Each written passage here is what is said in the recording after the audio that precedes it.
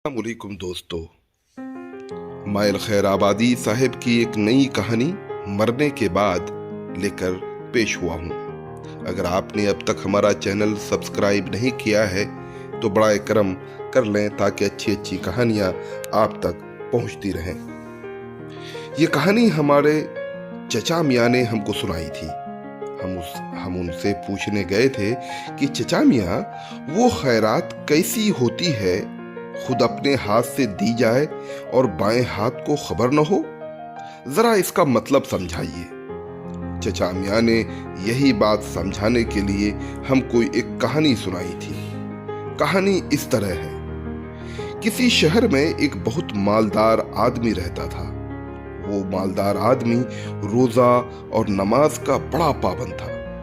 वो हज भी कर चुका था और हर साल ईद उल अजहा के दिन कुर्बानी भी करता था। रमजानुल मुबारक में ज़कात निकाला करता था। उसके अलावा अगर कोई उससे 2-4 रुपए तो बड़ी चीज है, 2-4 पैसे भी मांगने जाता तो साफ इनकार कर देता।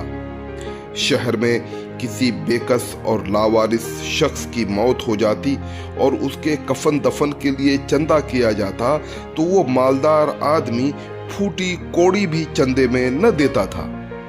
अगर कोई मुसाफिर मस्जिद में आ जाता और मदद के लिए लोगों को पुकारता तो देनू धोबी और जम्मन शेख के घर से तो 2-4 पैसे आ जाते, मगर वो मालदार आदमी कुछ न देता। एक बार उसने बड़ा ही गजब ढाया। खुद उस मोहल्ले में एक यतीम लड़की की शादी लोगों ने एक जगह तय कराई और फिर सब ने मिलकर 5,000 रुपए की रकम जमा की। कोई घर ऐसा न बचा जो उस लड़की की शादी कराने में दिलचस्पी न ले रहा था। अगर दिलचस्पी नहीं ली तो उस मालदार शख्स ने, जो बड़ा नमाजी, रोजादार, ज़कात देने वाला और हाजी था, मोहल्ले के 4 बड़े बूढ़े उसके पास गए।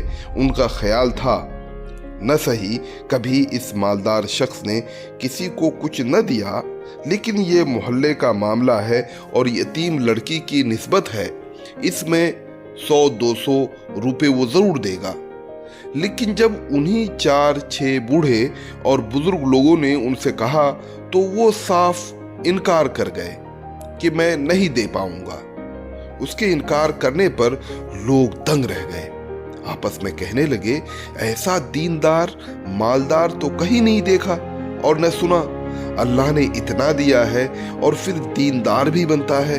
नमाज का ये हाल है कि तकबीर तहरीमा भी नहीं छोड़ता, जमात से नमाज पढ़ता है, लेकिन पैसा दांतों से पकड़ता है कि क्या मजाल कोई निकाल पाए, राह में उससे कुछ पा सके।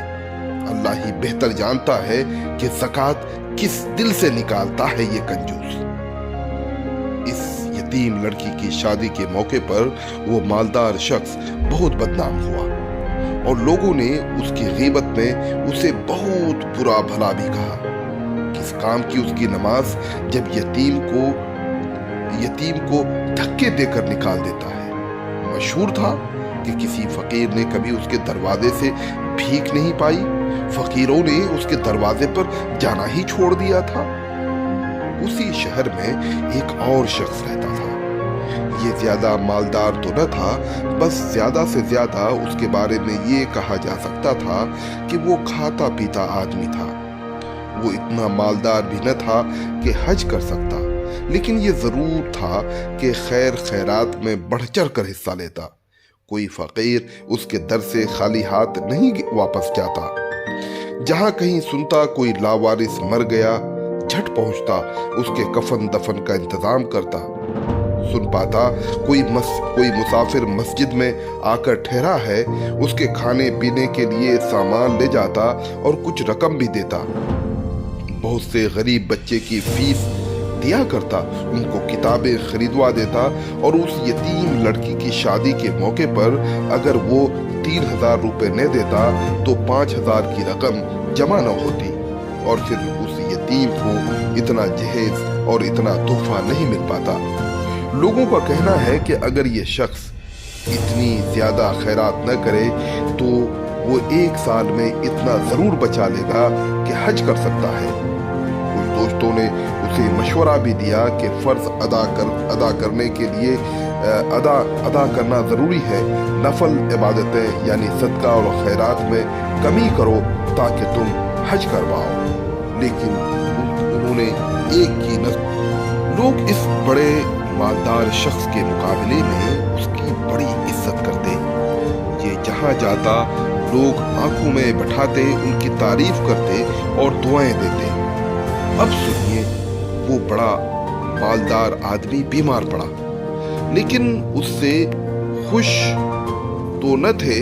लेकिन चूंकि नबी करीम सल्लल्लाहु अलैहि वसल्लम ने बीमार की इयादत की ताकीद फरमाई है, इसलिए सवाब की नीयत से लोग उसका हालचाल पूछने जाते।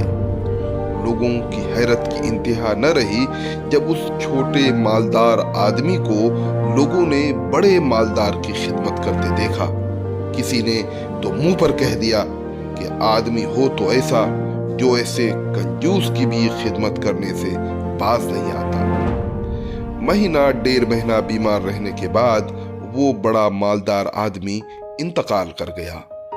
लोग उसकी नमाज जनाजा में शरीक तो हुए, उसकी मगफिरत के लिए दुआ भी की, क्योंकि अल्लाह और रसूल सल्लल्लाहु अलैहि वसल्लम ने एक मोमिन पर दूसरे मोमिन का ये हक फरमाया है। लेकिन सच्ची बात ये थी कि दिल से कोई दुआ नहीं दे रहा था, बस ज़बानी था सब कुछ। उसका कफन दफन करने के बाद उस छोटे मालदार शख्स ने ऐलान कराया कि सब लोग मस्जिद में जमा हो जाएं।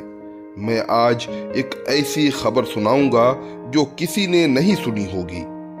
लोग ये ऐलान सुनकर जमा हो गए तो उसने कहा, भाइयों, हाजी साहब का इंतकाल हो गया, अल्लाह उनकी मगफिरत फरमाए। वो बड़ी खूबियों के आदमी थे।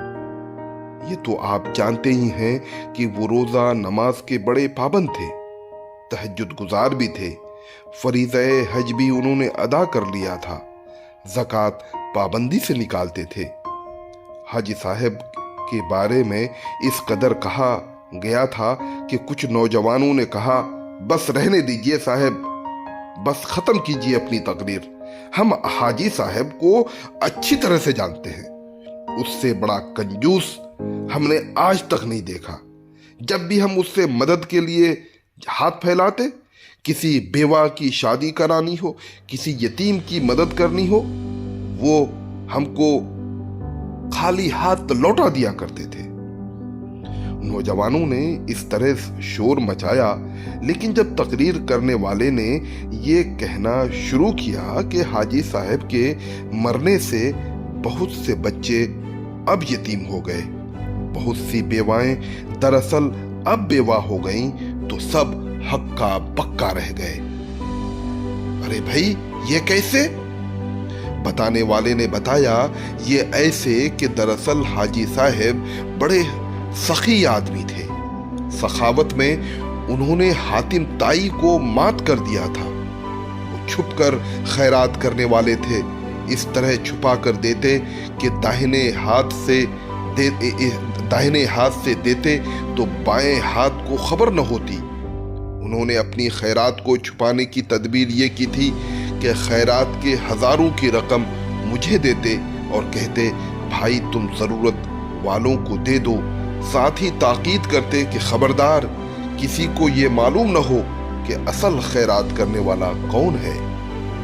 दरअसल बात ये थी कि हाजी साहब नाम के लिए खैरात नहीं करना चाहते थे, बल्कि अल्लाह को खुश करने के लिए खैरात करते। इसीलिए मुझसे तकसीम करवाने का काम लिया। अच्छा, तो आप जो हजारों की रकम खैरात किया करते थे, वो रकम आपको हाजी साहब देते थे? लोगों ने हैरान होकर पूछा। फिर जब ठीक बात सबको मालूम हुई तो अब उनके हाथ दुआ के लिए उठे। सब ने हाजी साहब के लिए सच्चे दिल से दुआ की। ये कहानी सुनाने के बाद चचा मियां ने कहा, शायद अब اس کی ضرورت نہیں ہے کہ میں تم سب کو اس حدیث کا مطلب سمجھاؤں جس میں کہا گیا ہے کہ اپنی خیرات کو چھپاؤ، اس طرح سے دو کہ داہنے ہاتھ کی خیرات بائیں ہاتھ کو خبر نہ ہو۔